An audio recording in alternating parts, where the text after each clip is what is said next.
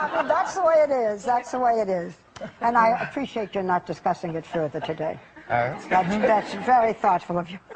Anyway, your latest CD, 808s and Heartbreak, you have said is the most personal album that you've done. And tell us why and how. Well, I was dealing with or still am dealing with a lot of heartbreak.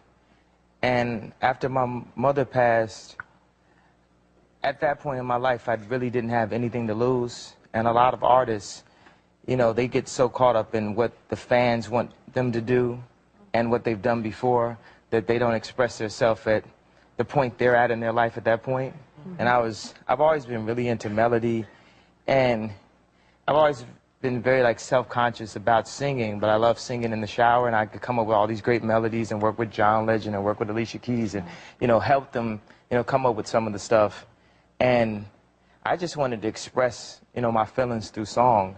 And I wanted to come up with a sound that I felt was very international, used like very worldly drums, taiko drums, very cinematic.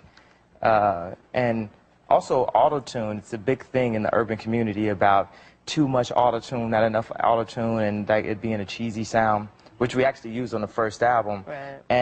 And dance groups always use auto-tune and everything. And I thought it was interesting for me, being a true artist, to use a medium that people in my community didn't respect and say, okay, you know, I'm one of the more respected artists, and I'm going to use this medium and make great music with it. Yeah. When we did our interview together, your mother was with us, and I know how close you were, and you had not only the grief, but you had to go through the grief in public, which must have been even more difficult. Now you can express it in this album. Yeah. Well, I feel like the album maybe was like it's like me sitting on the couch in front of the world, like sitting on like talking to a therapist, and I had to scream it out because, you know, when you hold like anger or lies or secrets or anything in your heart, then it can tear you up. You can implode. You know. Is that why it took only? Because normally your albums take a long time. This only took 3 weeks, I'm told. Is that accurate? Yeah, we just went to. I go to Hawaii to just calm down, because sometimes when I'm in New York, it's like so much stuff happening that my nerves start. Like, right. So we just went in and I just did it as an expression, and I could have just put it out as a mixtape and everything and just put it out, but I wanted people to really hear it and soak it in. And I had all these songs and these melodies in me. I also worked with Kid Cudi, who made the song Day and Night. I toss a turn, it's on my mind. Mr. Hudson, a few different R&B artists were down there, and we decided to just really not worry about what was on the radio at that time.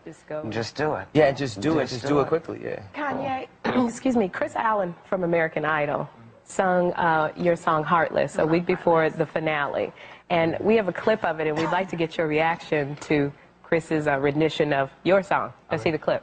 In the night, I hear him talk, the coldest story ever told. Somewhere far, far, far, and lost his soul to a woman so heartless.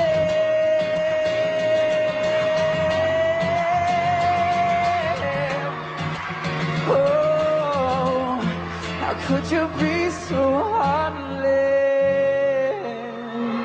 Wow, yeah, what did you think of his rendition? You're wrong. Yeah, it's amazing. Everybody who sings the song sings better than me. Is it such a problem? It's in a lot of the Fray, one of my favorite rock bands, covered it. Yeah. And that song got played on American Idol twice.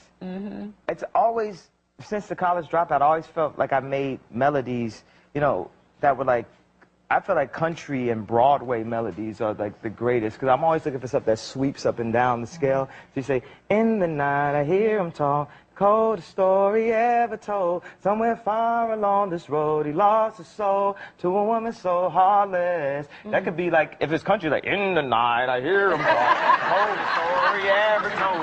Somewhere far along this road he lost his soul to a woman so heartless. Like, that could translate, you know what I'm saying? Well, actually, me and Lady Gaga are going on tour now. With she's talented, and she's so incredible that she's not an opening act. We're doing our show togetger with no opening act. While you are in a singing mood, when we did our interview those years ago, you did a rap for me. Do you have a little rap you could do for all of us? Oh man, can I be put on the spot? Let me see if I can make some. Make one up about her bra and panties. No. This is a true talent. Go. Okay. Kanye Omari with my entourage, no Ari, in a motorcycle jacket, no Harley. She said, dude, that's cool, gnarly.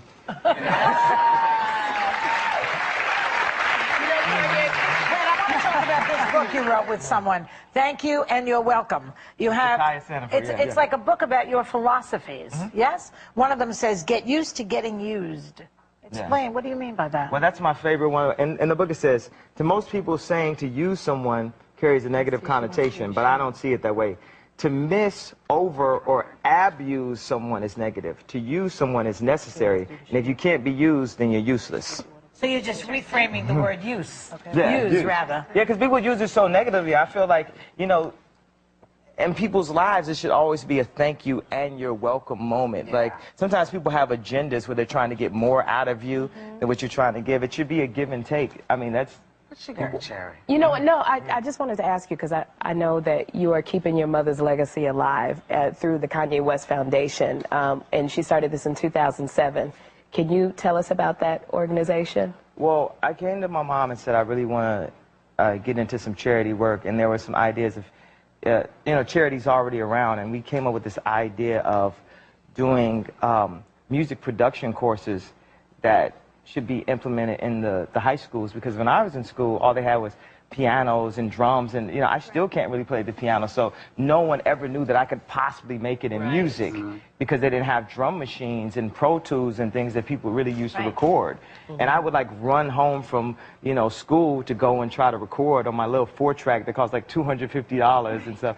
But it's like, what if we put those production that equipment in the schools? Yeah. And what's really going on the radio, the same type of equipment that Soulja Boy used to sell millions of records was in the school, and use that as inspiration for, you know, kids to want to have perfect attendance, to have great grades. Is that what the shirt is?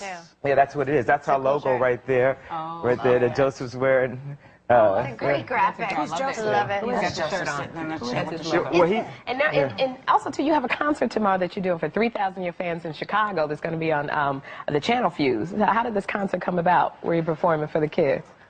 Well, let's throw right over here. Where... You give him a microphone to tell us, okay? Oh, can you tell us how the concert came about, Kanye? Okay, yeah, I'm sorry.